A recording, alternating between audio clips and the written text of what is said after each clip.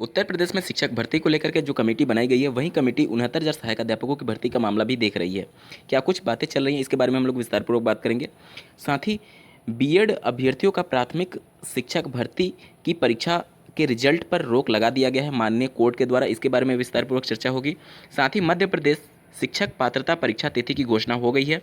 DElEd second semester back result की घोषणा कब होगी, और पीएनपी इन अभ्यर्थियों की जिनकी 19 बैच में सेकंड सेमेस्टर में बैक लगी थी उनके चतुर्थ सेमेस्टर की परीक्षा की तैयारियों को लेकर के कब तक प्रस्तावित तिथि बताई जा रही है, इन सभी तमाम खबरों को डिटेल में देखने वाले हैं, तो अंत तक जरूर जुड़े रहिएगा इस वीडियो के साथ बिना किसी पार्ट को स्किप किए हुए।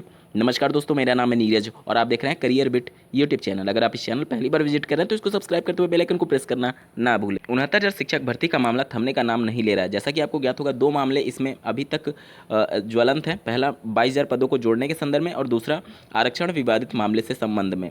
आरक्षण विवादित वाला मामला अभी तक शासन स्तर पर वार्ता चल रही है और उसके क्रम में अंतरिम रूप से कोई फैसला नहीं लिया गया। हालांकि 22,000 पदों को जोड़ने के संदर्भ में शासन के द्वारा पहले ये प्रतिबद्धता जाहिर की जा चुकी है कि 22,000 पदों को 69,000 में नहीं जोड़ा जाएगा। अभ्यर्थियों के द्वारा विभिन्न जनप्रतिनिधियों को मिल करके एक ज्ञापन की कॉपी दी जा रही है, आप स्क्रीन पर देख पा रहे होंगे। इसमें माननीय सुप्रीम कोर्ट के ऑर्डर का हवाला दिया जा रहा है कि माननीय सुप्रीम कोर्ट ने 1,37,000 पदों को 2 शिक्षक भर्ती में कंप्लीट करने के लिए प्रदेश सरकार को आदेश जारी किया था, जिसमें से 68,500 पहली भर्ती थी और 69,000 दूसरी भर्ती थी। जब पहली भर्ती से सीटें रिक्त रह गई हैं तो उनको दूसरे भर्ती में भरने के लिए ये ज्ञापन अभ्यर्थियों के द्वारा विभिन्न जनप्रतिनिधियों को दिया जा रहा है।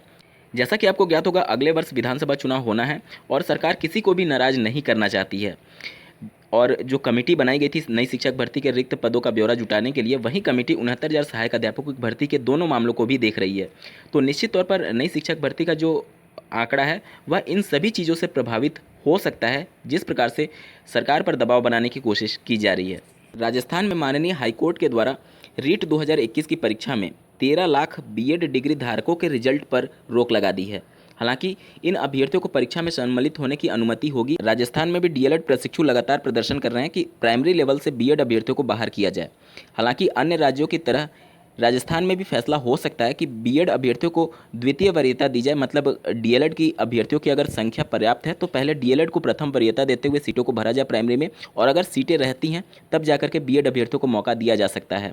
माननीय कोर्ट के द्वारा अभी रिजल्ट पर रोक लगाया गया है, लेकिन अभ्यर्थी परीक्षा में सम्मिलित हो सकते हैं। मध्य प्रदेश सरकार के द्वारा टीचर एलिजिबिलिटी टेस्ट यानी कि एमपी टेट की तिथि की घोषणा कर दी गई है। स्क्रीन पर आप देख पा रहे होंगे, प्राथमिक शिक्षक पात्रता परीक्षा 2020 एलिजिबिलिटी टेस्ट 5 मार्च 2022 से ये परीक्षा प्रारंभ होने जा रही है। जैसा कि आपको ज्ञात होगा, दिनांक 24 सितंबर 2021 को पीएनपी कार्यालय पर डीएलएड सेकंड सेमेस्टर 19 बैच में जिनकी बैक लगी थी, भारी संख्या में अभ्यर्थी उपस्थित थे और सचिव परीक्षा नियामक प्राधिकारी कार्यालय को इसके संदर्भ में ज्ञापन दिया था कि जल्द से जल्द सेकंड सेमेस्टर बैक के रिजल्ट की घोषणा करके इन अभ्यर्थियों को चतुर्थ सेमेस्टर की परीक्षा में सम्मिलित कराया जाए, अन्यथा की कंडीशन में ये सभी अभ्यर्थी आने वाली शिक्षक भर्ती से बाहर हो सकते हैं। जिस पर पीएनपी सचिव के द्वारा उनको आश्वासन दिया गया कि सबसे पहले प्राथमिकता के आधार पर सेकंड सेमेस्टर बैक पेपर के रिजल्ट की घोषणा की जाएगी।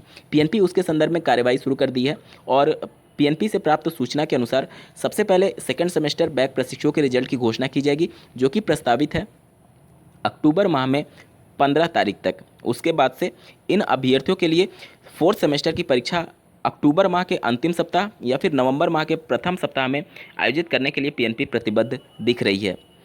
अगर ऐसा होता है तो ऐसे अभ्यर्थी जो 19 बैच के चतुर्थ सेमेस्टर की परीक्षा में सम्मिलित होने जा रहे हैं, अगर उनकी बैक लगती है तो शायद उनको चतुर्थ सेमेस्टर बैक पेपर में सम्मिलित होने का मौका ना मिले, क्योंकि उस समय तक उन अभ्यर्थियों के कॉपियों का मूल्यांकन होता होगा और अभी तक उनके रिजल्ट की घोषणा नहीं हो पाएगी।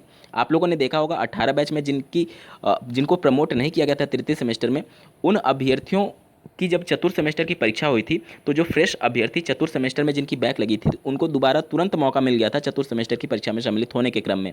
लेकिन अगर सेकंड सेमेस्टर के रिजल्ट की घोषणा जल्दी होती है और इनकी परीक्षा भी तुरंत आयोजित करा ली जाती है अक्टूबर के अंतिम सप्ताह या फिर नवंबर के प्रथम सप्ताह तक, तो उस समय तक फ्रेश प्रशिक्षुओं के 19 बैच की चतुर्थ सेमेस्टर फ्रेश प्रशिक्षुओं के अगर बैक लगती है तो उस कंडीशन में इनके रिजल्ट की घोषणा हो पाना इतना जल्दी संभव नहीं होगा और इस कंडीशन में इनको बैक पेपर में सम्मिलित होने का शायद मौका ना मिल पाए। आज के वीडियो में बस इतना ही। ऐसे ही महत्वपूर्ण अपडेट्स के लिए इस चैनल को सब्सक्राइब करना ना भूलें। इस वीडियो को देखने के लिए आपका बहुत बहुत धन्यवाद। भगवान करे आपका दिन शुभ हो।